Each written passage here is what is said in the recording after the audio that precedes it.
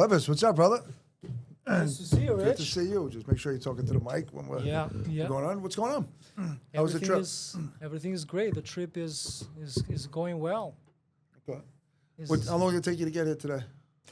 Today was like 55 minutes. Oh, that's not bad. Yeah. Came from not bad Astoria, at all. right? Yeah. Picked up Marisol.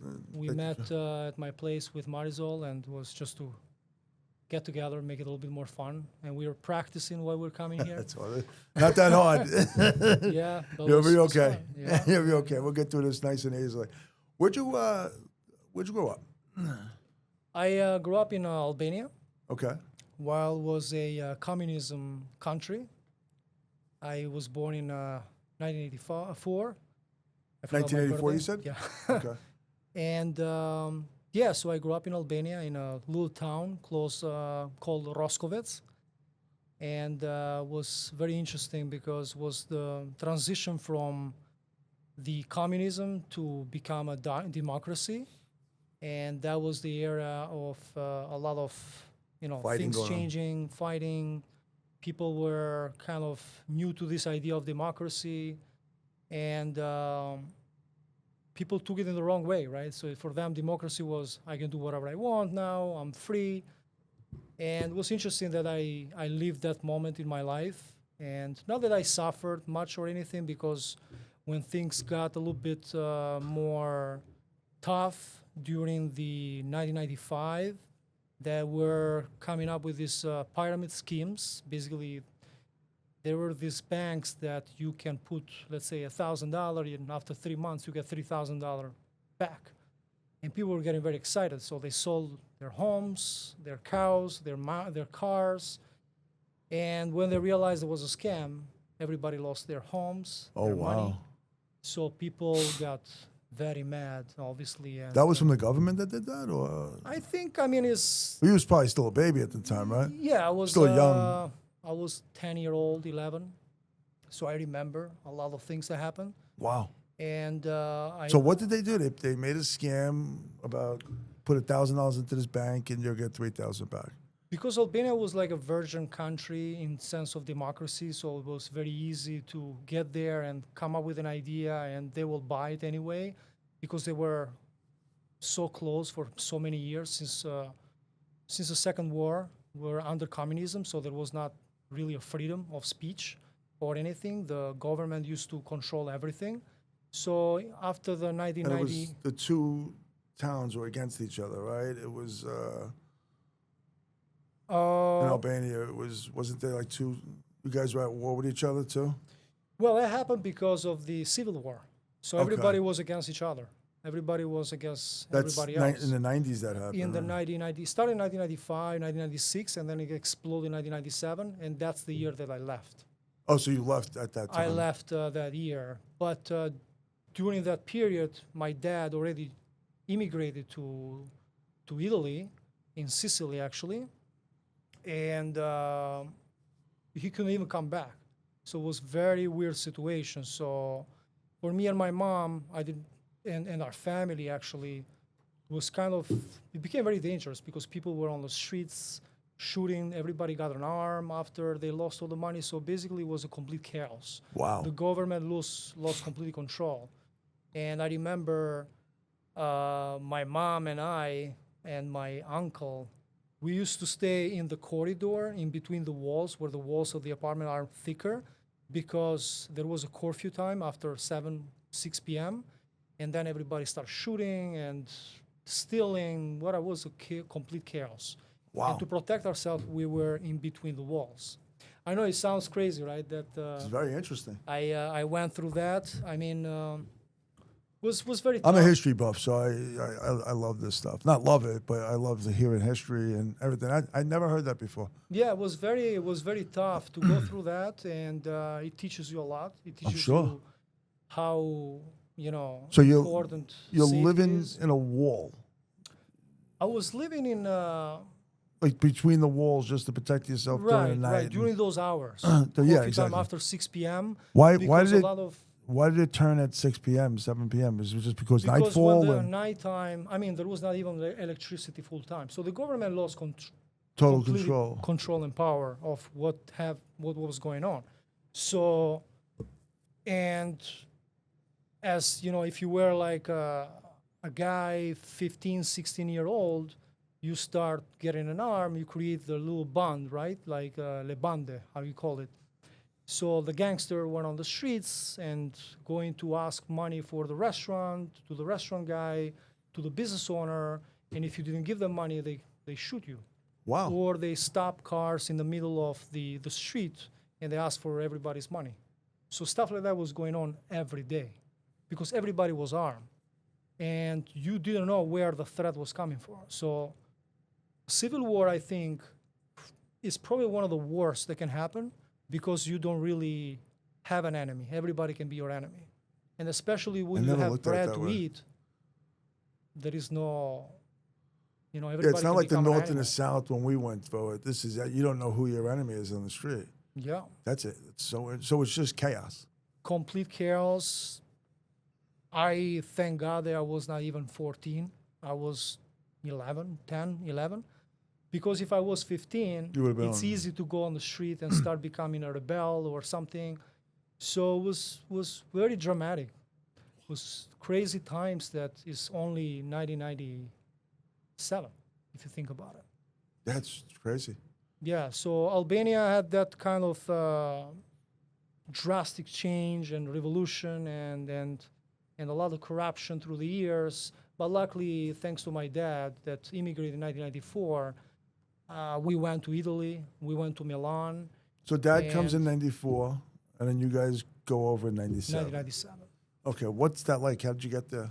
If you So don't mind me that- asking, if you don't mind sharing. No, I think this is great experience and lesson, I guess, for somebody that if can help somebody in terms of perspective. But I think for me it was Italy was a dream.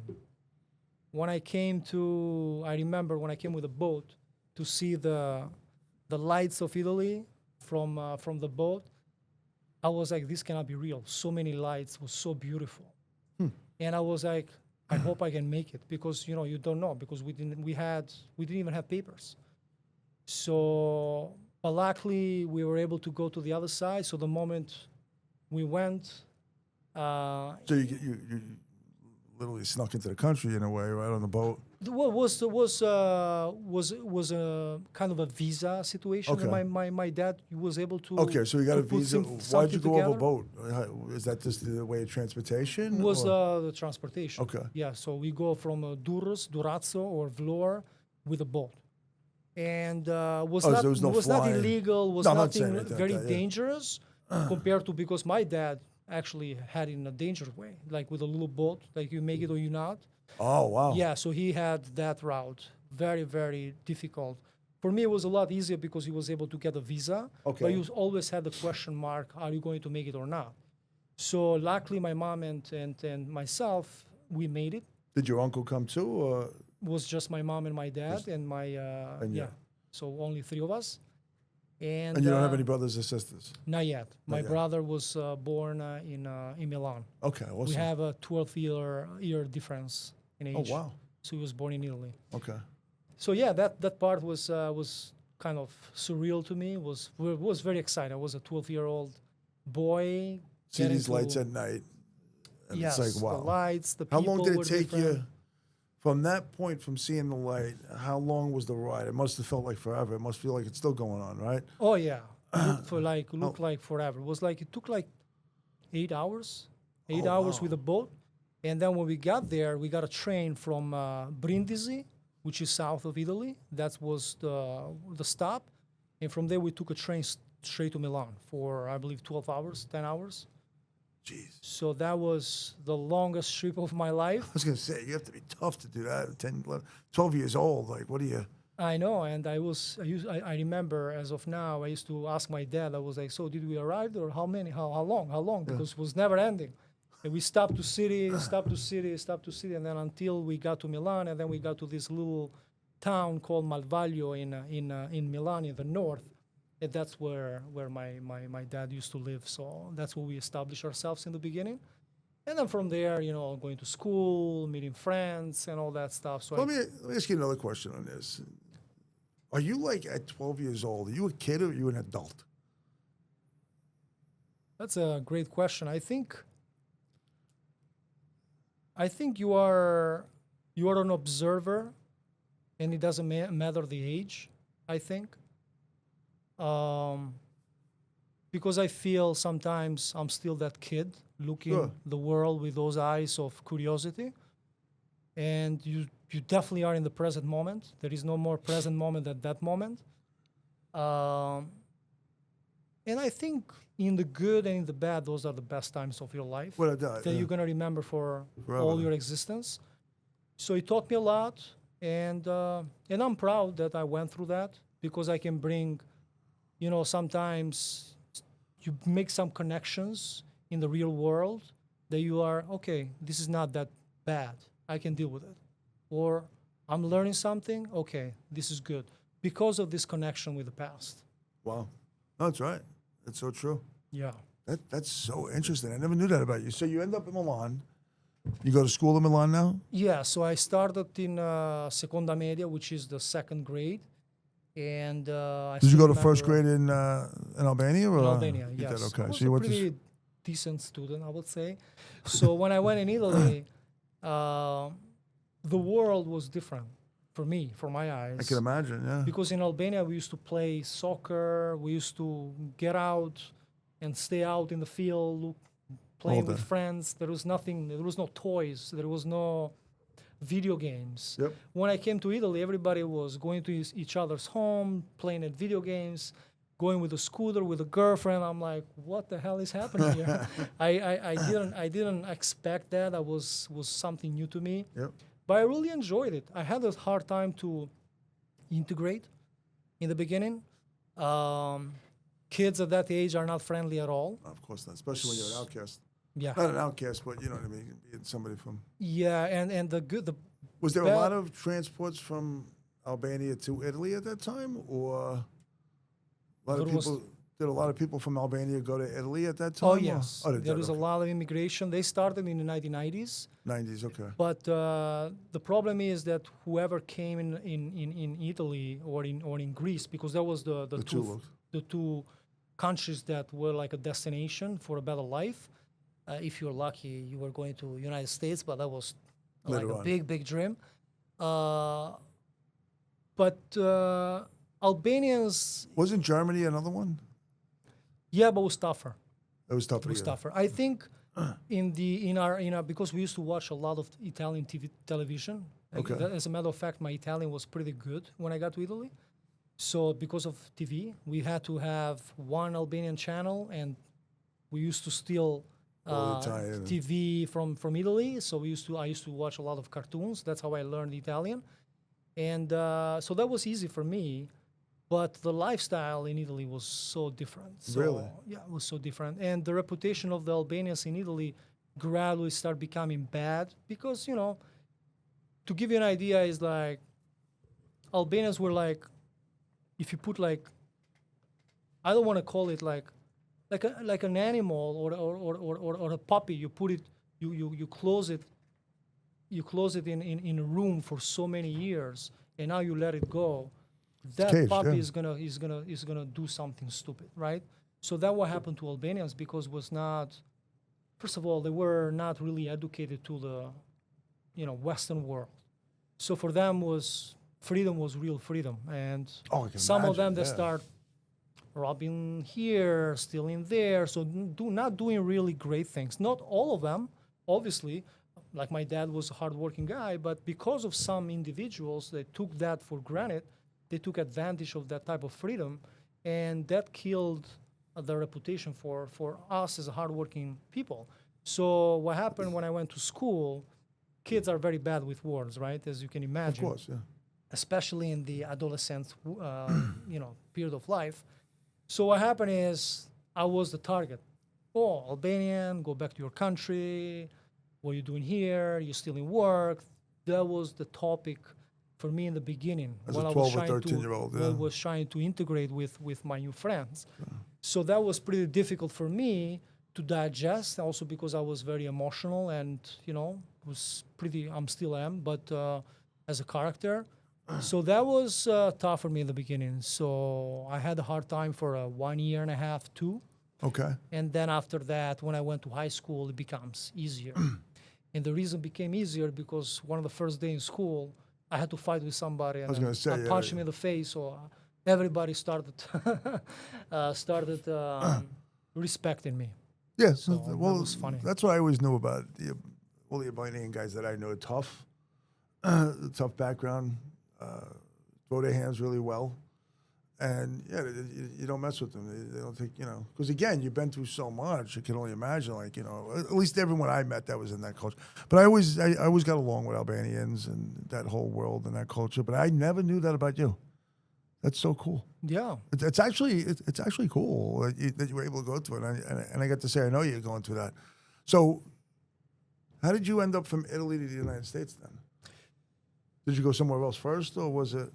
Yeah, I mean, when I was in Italy, I was an IT technician working for Eni. Was like the biggest gas corporation of Italy. So I was a technician, and I used to travel a lot to do sites.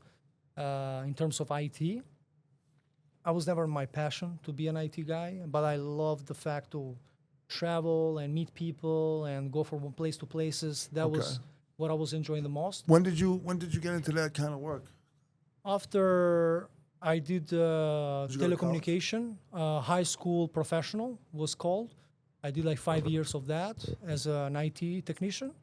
And just right after I started working for this company, was based in Sicily, and they had a couple of companies, branches in Milan as well. Is that what Dad did too? Or? No, my dad was a professional. He used to, I'm not sure the right term for, when you work the metal, you cut the metals for part of machineries. Yep. So he was like a technician in that. That's what he studied in Albania. It was a secure job back then. So he was able to start the same job, yes, the same job in Italy. So that was what he was doing, and me, I was IT technician for 7 years. Okay. And then when I had the opportunity to come here, it was just for vacation, visiting a friend, and I What really. year was this? Huh? What year was that? This was the first year, 2012.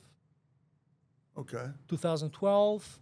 I came, I stayed in New York, and then from there I went to Miami, and something happened. I really fell in love with New York, specifically. I don't know why I felt home. The first moment I stepped in, the energy, the people, this diversity, and people being well and nice together, it doesn't matter you are in a suit or you are working as a construction, you eat in the same place, you hang out almost in the same places. I felt accepted.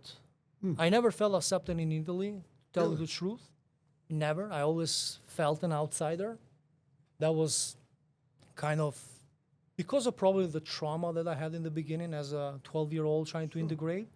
So that kind of I brought that for a long period of time as feeling kind of some sort of inferiority in the sense because of the supremacy of Italians are the locals and I am the outsider. I always had this, which was, now I think back, was a limited belief, but was probably because of, the integration in the beginning. But New York removed that Let me ask you completely. another question. You probably can't answer this, but how was Mom through all of this? Mom was able to adapt, or did she have a tough time too? And I know it's hard to answer. Yeah, no, I mean, that's a good question, and thank you for asking that. I think that's, for them, was more like a place where let's stay as long as we can for our kids, and let's give them a better life. Sure. So sacrificing their life in a way, because of the coming from the communism country. So I think my dad had amazing opportunity, and he was a very smart guy, but he, like everybody else, chose the safety route because of the ideology of that time. My mom was working part-time here and there, but more like a woman for the family and staying home.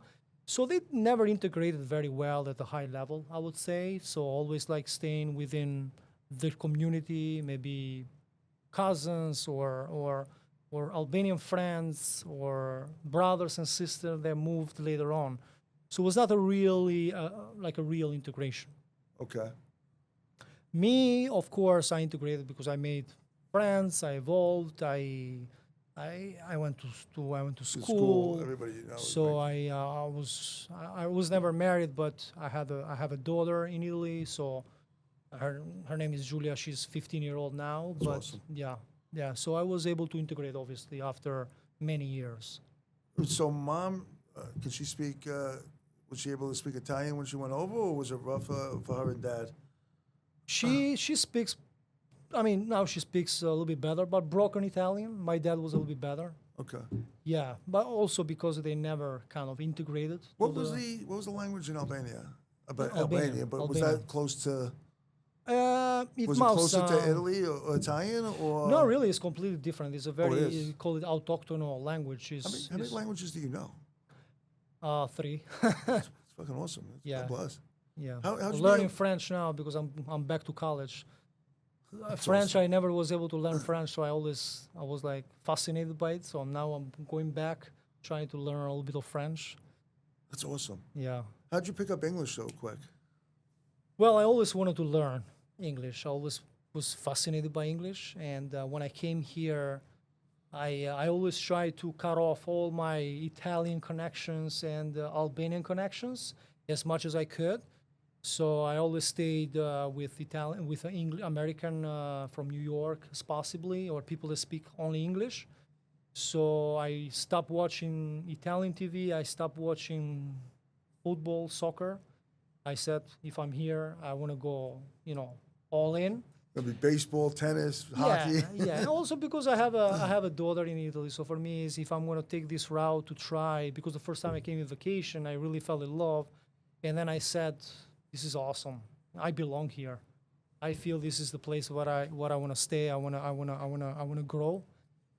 So I saw great potential. I saw I belong to the place. It's Sure. like when you go to a place that you feel like Welcome. you belong there and you've been there before. It's like home, yeah. Yeah. So when did you come to the States officially? So I moved here towards the end of 2013. 2013, okay. Yeah. And then I started working any type of jobs to survive. I mean, you do? I did construction, plumber. I did pizza guy. I remember you The saying funny that, story about the yeah. pizza, when I went to ask for a job, there was an Italian shop, pizza delivery, and the lady was Italian. And I said, what is the job that makes more money here? What's the position? Is the guy that takes all the pizza from the oven and from the store, from the, how you call it, for the cashier? Or she said, well, the guy that makes more money is the dough guy. I said, okay, that's what I want to do. She said, are you sure? Because you are the one open and you are the one to close. And I remember back then they used to pay $7.50 per hour. I said, yeah, I'll take it. She said, I'll give you 2 weeks to learn. So I went full in. The guy was from Morocco. He taught me everything. In 1 week and a half, I was ready. They put me to the Upper East Side location to open it. So I had to open at 8:39 to start making the first pizzas until 11 p.m. until the closing. So you were 11 there o'clock. all day? All day. I used to make $120 a day. And then I asked for a raise because I was like, what's the matter? I mean, I'm making the same pizza as the guy making $250 a day. So why I'm not making the same money? She said, well, you just started. You cannot pretend for this much. I said, well, if that's the case, I leave. So I didn't resist in all of them, anything that I tried. Also in restaurant business, a bus boy. I never made it to a waiter because I became a real estate agent, luckily. Yeah. But I used to give up on them every 3 weeks to a month. But the most I resisted in a job was for 2 months, because within a year I got my Real estate license. my license. But every time I used to go in the city, I was like, wow, this is what I want to be. Mm-hmm. And I started looking what the other top agents were doing, the level of sophistication. So, and I used to kind of argue with my boss back then and say, why we are doing only rentals? Sure. The cake is so big that we're getting just not even one slice. Why we have to limit ourselves? Let's go big. So that was my kind of, I started looking around. And So you started out in Astoria, or? so I started in Astoria. The office was based in Astoria. Okay. But I used to do also Upper East Side, Sure, Lower East yeah. rentals. But the Astoria was where the office Astoria was. was the location. But every time I used to go in Manhattan, my eyes were like open. Of course, yeah. So from then I said, you know what? Unfortunately, we don't share the same vision at this point. So I decided to move to Compass. I had an opportunity to Compass, introduced by another colleague. And when I went to Compass, I actually realized that I said, wow, now we are talking. So all of a sudden, I was feeling great. All of a sudden, I was feeling like so small because of all these top agents. And Sort of like my I story, too. enjoyed the process because I was feeling scared. That scared that you are means that Good. you need to grow. That's right. And that's how I started. It's kind of funny. We have similar paths in the real estate. I worked for a small company coming into it, and I loved it because I was a shark in a minnow pond. It was like, I was the number one agent, obviously. It was easy to deal with. Everything that came in, they wanted to come to me. So it was just, I was this monster swimming around in this little pond. Then when I left, I went to, took a small stop in exit, then went to Keller. And then I realized, God, there's so many players in it. And I wasn't even in the city. I was more in Queens. I was a Bayside agent. So it was Bayside, Astoria, and like that. But looking at the difference, it was crazy going from a mom and pop to a bigger world. And when I was coming up, it was more Remax. It was Keller just getting started. Compass wasn't around yet. None of these companies were around yet. There was, Corcoran, I think, was just really getting going. Barbara sold and did her thing. But it's amazing. We're pretty much similar, though, in a way, because I started out doing rentals, obviously, and then moved right into sales. My first day, though, I did 2 co-ops, which was like a rental for the people in the city. Yeah, right. But it's so interesting how we share the same path and what we looked in. And again, you're right, seeing checks coming in, it's just like, wow. You can make a lot of money in this industry, or you can make nothing. Oh, yeah. Right? And the interesting thing is you worked with my cousin before, right? Oh, yeah, with John. Yeah. Yeah. So you worked with John. Was he one of your first? John was actually, I think John was one of my first mentors, to be honest. Okay. Because I think, besides my boss, obviously he taught me a lot, amazing guy. But John, in terms of client, John was a landlord. He owned a couple of buildings in Astoria, and he used to post apartments for rent by himself, by owner. So I had to compete with John to rent his apartments. That's John. and I won. So John had so many people that he used to ask them to work on their listing while he was advertising. Yeah. But the other people actually were not that successful. I was one of them that I was actually able to deliver what he was looking for and very fast. So John started to give me exclusives, which for him was very tough. They're very rare, yeah, I know. But because I was able to satisfy what he was looking for, and really working hard for him, so that was the difference that he understood from me, that I put a lot of effort on really satisfy and kind of accomplish what you are seeking and what is important to you, rather than closing the deal and making the money and what's next. So I was more for the relationship, and I think John appreciated that. Yeah, and as a matter of fact, he speaks very highly of you. yeah, we are good friends now. he's Very very good highly friends. He's a great guy. I mean, and actually, I broke a record of selling a 3-family home with John's house by Astoria Park. Oh, really? It was a 3-family, renovated, okay. We sold it for $1,930,000. Nice. And people were kind of laughing at me back then, the other brokers. Good luck with that. But I think I did something that other people don't do. I pushed a lot in the marketing, even though there was nothing much I could have done. But whatever I could have done, I did the best, in my opinion. I painted the facade. I put the flowers. I changed the entry way. I made the first impression pops out more than just open the door and show the property. So let's talk about that, because I was always amazed by this too. You get into now where'd you get this idea from, going out there and doing events in the places that you sell? that's funny. I mean, of course, I really liked $1 Million Listing, obviously. So some inspiration probably comes also from there. I like the way they market themselves, their properties. But most importantly, what I like about those events is not even the property itself, to be honest, is the connection that I can make between the property and the people who are hanging out in these homes or multifamilies. So when it comes to a home, the connection is very strong, right? So somebody's going to purchase a house when they feel that it's the right place. So how I can make that place the place for them, and bringing them together, create an environment where people having fun, getting a glass of wine, talking about their life, not necessarily just brokers, but more like neighbors, or sphere of influence, people that I like and I hang out with, pull them together there, because I think in the end of the day it's word of mouth, and it's all about experience. So among them, sometimes a buyer can be sitting there, or a friend can say, hey, I was into this event, open house event, I had so much fun, it looks beautiful what they've done, and I think you should see the house. And to tell you the truth, every time I do those events, the buyer comes after a week or 2 weeks. That's so and we go under contract. That doesn't mean that the buyer comes from the event. Of course but not, somehow the energy, something that you put to the universe, it comes back to you. And of course, social media, all that stuff. And it's a win-win in any direction, I think, because people appreciate with the effort, people enjoy themselves.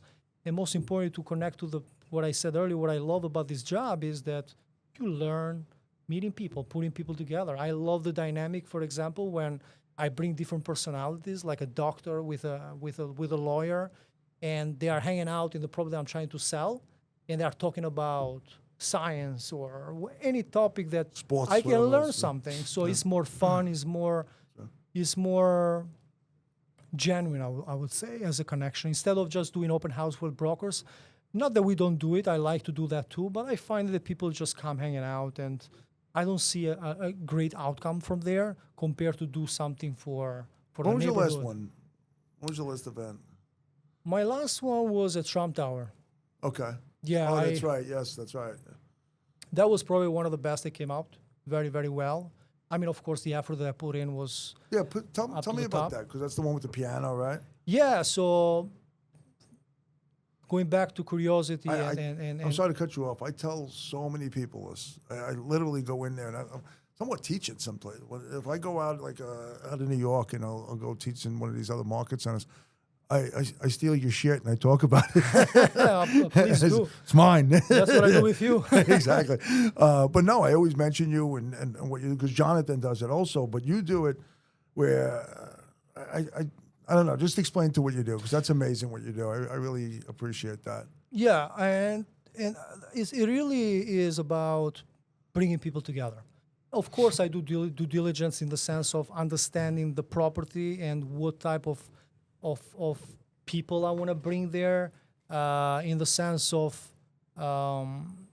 taste more than anything else, right? Is this property for a businessman? Not that it's not going to be, not leaving anybody outside, but I wanted to bring it, like if it's a $500,000 studio, I'm going to target maybe students, right? I'm going to target people that might enjoy that environment, and or first-time home buyers.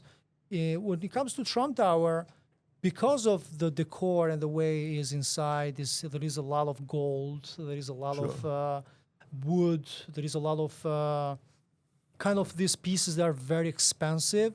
So I ask myself and I say, who can be the audience here that can come and enjoy themselves without being like, oh my God, I feel an outsider.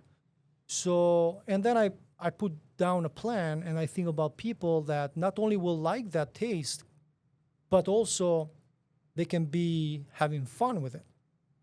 So how can I bring a Juilliard student who can play piano and make everybody wowed with a Bernstein piano of 1885 that I brought in thanks to my connections, that also for sale for 100,000, which I can get a commission, and you will get a piece of it. I will get 10% if I sell it. But that's the idea that goes in my head. Like, who are the people that can enjoy this environment? What is the theme? So it starts with a theme. It starts with who are the people that will enjoy it, and I put it together in a sophisticated level, depending on the property I'm trying to sell. Did you? So when you did that, what's going through your mind to even? And I know you broke it down a little bit, but then what else goes hand in hand with that piano? What else do you do? So you have champagne, you have wine. Now, are you having that sponsored? Are you buying it? What do you? What's your thoughts behind it? You having restaurants come in? Again, me and you talked about this, where you have a restaurant come in, and what is that like? Yeah. So obviously, Violinist, right? All kinds of. Obviously, we want to be careful with our expenses. Like, as a real estate agent, we don't make any penny unless we pay, unless we sell the property. So we try to strategize. And what I think is, who are the people that I help that can help me, right, in the business? For And you're example, also helping them too, because you're getting their stuff out there. absolutely, I help Which is them. I help them with my business, with my clients, Right. and they can help me back, but also helping themselves, because it's a win-win for them as well. They are sponsoring themselves. So this can be mortgage brokers, movie companies. So in this case, I have Didn't you have a massage therapist on one of them? that was another event Okay. that I did. So yeah, stuff like that. I think about who can, based on the theme, and I try to ask them, "Do you want to be part of this?" So then maybe somebody sponsors the food, somebody sponsors the music, and vice versa. In this case, the students came through a Chinese channel, thanks to my friend, because I have a friend that June Xiao, that she teaches piano to top talented kids that end up to Juilliard, and she brought 3 of these kids to play That's that awesome. day, and that was amazing because the Chinese channel was there promoting the place. And Wow. what happened is, that is the funny part. People don't even know that how much the house is for sale. They only know that it's for sale because it goes to the flyer. We have to have permission from the building and from the owner. Obviously, we don't make any money from it. Obviously, I want to make that clear. The whole point is to bring people together, enjoy themselves, and maybe a buyer will come out of it, right? And make connections. So what happened is, most of these people, probably they don't even know the price. And it happened that one of the guests asked me, how much is this house, this apartment? I was like, that's a Great question. great question. So how much do you think? And she said, well, I don't know. I mean, looks everything amazing. I mean, because that's the perception people get at that point. She's like, 50 million? I was like, no. And the other friend's like, give me a guess. I think it's 25 million. I was like, no. And the other one, like, how much? She's like, 30? I was like, guess what? It's only $9.7 million. Wow. So they were giving these crazy numbers based on what- because of that, right? so Of course, you are at interesting. Trump Tower, so you can imagine that it's expensive. But there were a couple of buyers there that, thanks to friends of friend of friends, they brought them in. And they were very curious about it. And they started becoming like, oh my God. Because every piece of that house, that apartment, was designed for that unit, and coming from Tanzania, like the floors, amethyst coming from Tanzania. Only the floors in 2012 was 400,000. Wow. And you walk on it. 24 karat gold sink in the powder room. So things like that, people start becoming like very curious, and all of a sudden, a buyer, everybody's a buyer. That's how I see it. I agree. Everybody's a buyer. That's right. Yeah. And you got it sold. Unfortunately, not yet. Okay. The environment doesn't help with the name, but Okay. I think we got a couple of offers. We got 2 good cash offers. We couldn't entertain them. We're very distant from the price. Yep. Not a lot, but not close enough to even have a conversation. Was a buyer from California, but we're still working very hard. We'll get it done. It's a matter of time. Now things are moving, so Yeah, hopefully I we agree. get there. What was the other event that you were part of with the appliance? Was with the kitchen? The guy Buffy? Yes. It was another interesting one. Was that yours or was that his? Or? Oh no, that was his event. That was his event. event. Was That a used very his good kids. friend of mine, the CEO of Buffy, and Marco. Which is actually my client. Oh, He yeah, bought a that's right, house that's through right. me, and since then we became very good friends. We hang out together. Our wives are very good friends. So and he throws these parties at his showroom in Madison Avenue, and that's what I get to connect with a lot of people. That's I don't like to amazing. hang out where other brokers are, so I try course to not, yeah. go myself where there are less of them and just me, Sure. hopefully, which is never the case. But yeah, But no, that was an awesome event too. It was, what gave you that idea to do that? Just to surround yourself, like coming from, again, your story is amazing, and it's one of the fastest hours also that we ever talked. I learned so much today. But coming from the guy from Albania that went to Italy, that came to the States, opened pizzerias, flipped pizzerias, delivered pizza, whatever it is, was a plumber, to becoming such a successful real estate broker and coming up with these ideas to do. It's like, where does it come from? And I know Well, it's curiosity. mainly I think it's curiosity and this burning desire to become somebody in life, and that somebody, it was not clear in the beginning. Like, people always say, what is your passion, or what is your Vision, what or- drives you, what is the vision? And I think some people, unless you are like Michael Jordan, that you know exactly what to do, other people like us, I think you have to play and you have to trial and error, really. And so you understand what you actually like. So what drives me is the passion of learning every day, learning from people, and watching other successful people. And the more you learn, the more you want to learn. So that's what happened to me. I see people like you, for example, with our meetings. I learn a lot from you. I admire you very much. Appreciate that. I see the growth of yourself, what got you, and you never stop. One of my best friends is Rob Davies. Rob have opened through his hedge fund company when he was younger. He still works with them, but as a consultant. He turned 80-year-old a few months ago. He's one of my best friends. That's awesome. And he has a charity, Helpful Children, helps children against children abuse. And when I meet people like him, I get excited. So that is my motivation, my drive to connect with people that know more than me. And what it really takes to get there is a lot of hard work. There is no shortcut. You gotta do the dirty job. You should never give up, and no space for complaints. So that's all together. It's awesome. So, and again, like I said, this is one of the quickest hours that I ever went through, and thank you for sharing. This was awesome. What's a couple more questions for you? What piece of advice would you give somebody new or getting into the industry, or even somebody with a little bit of time getting into it? What advice would you give them? First of all, I think you have to ask yourself, do you like to deal with people's problem? Because that's what it turned down to. Do you like people enough? If the answer is yes, I think this is the best place to be, because the amount of knowledge, the amount of learning that you are going to do by doing this, by having fun, obviously. Of course, nothing is easy, but just by having fun, because you cannot teach the passion of being curious about people. That either you have it or you don't. So I think that's the most important thing. And from there, you have to be resilient.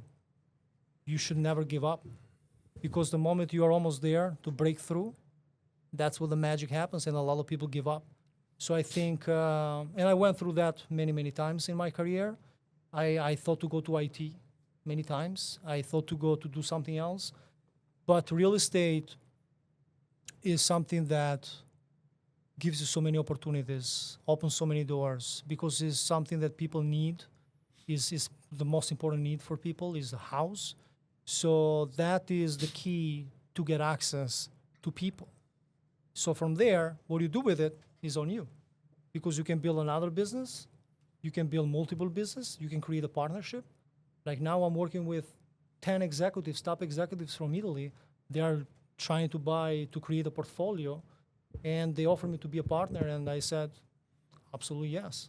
I would too. You know, so that's what real estate gives you. That's awesome. And then where do you see the market going in like 26, 27, 28? Where do you see it going? You think it's finally making a turn up? It's just been a rough couple of years, right? Yeah.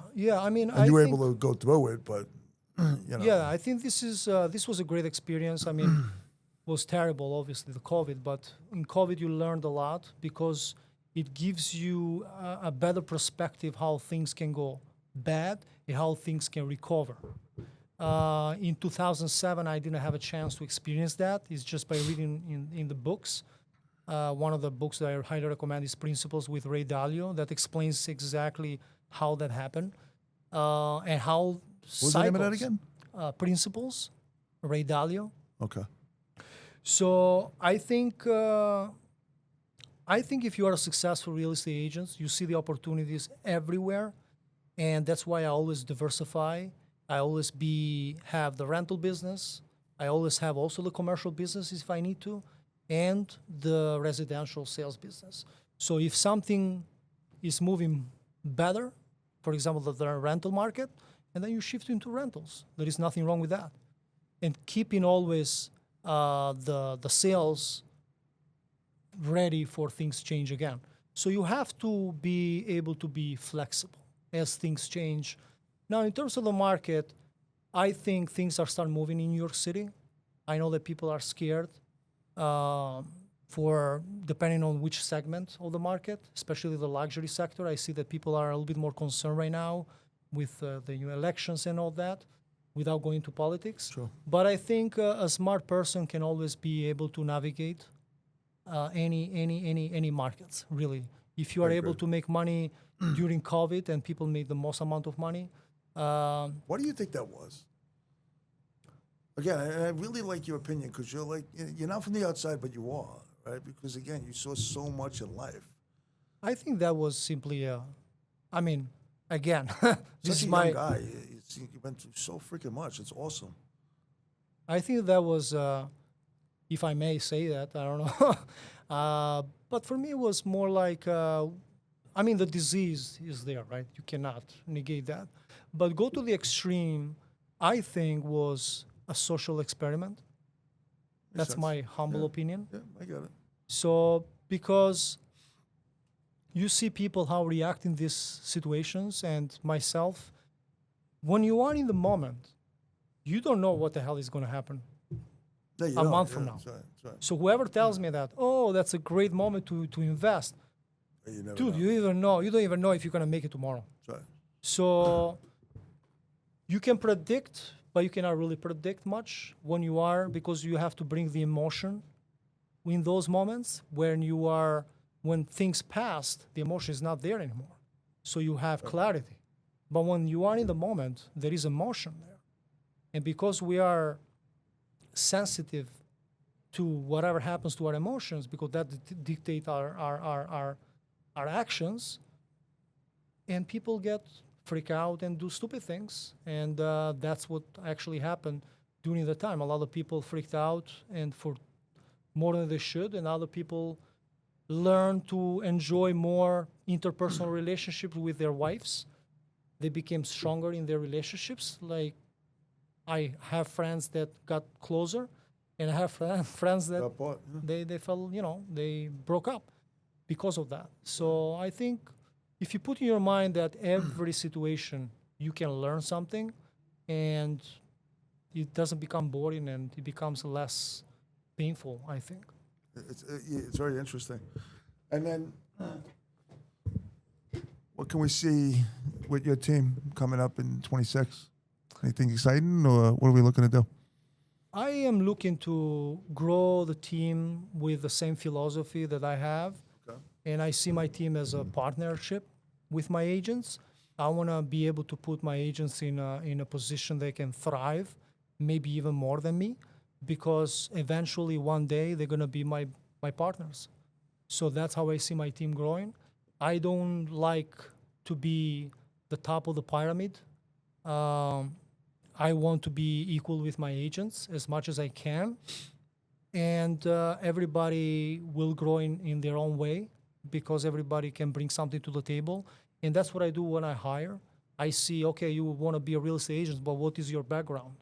What else do you have that can, the moment that we have an opportunity to build another business, what can you bring to the table? Because everybody can be a real estate agent. A real estate agent is not opening doors. Not everybody can be, obviously, don't get me wrong, but what I'm saying is everybody can get a license. But what you can do with it is much, much more.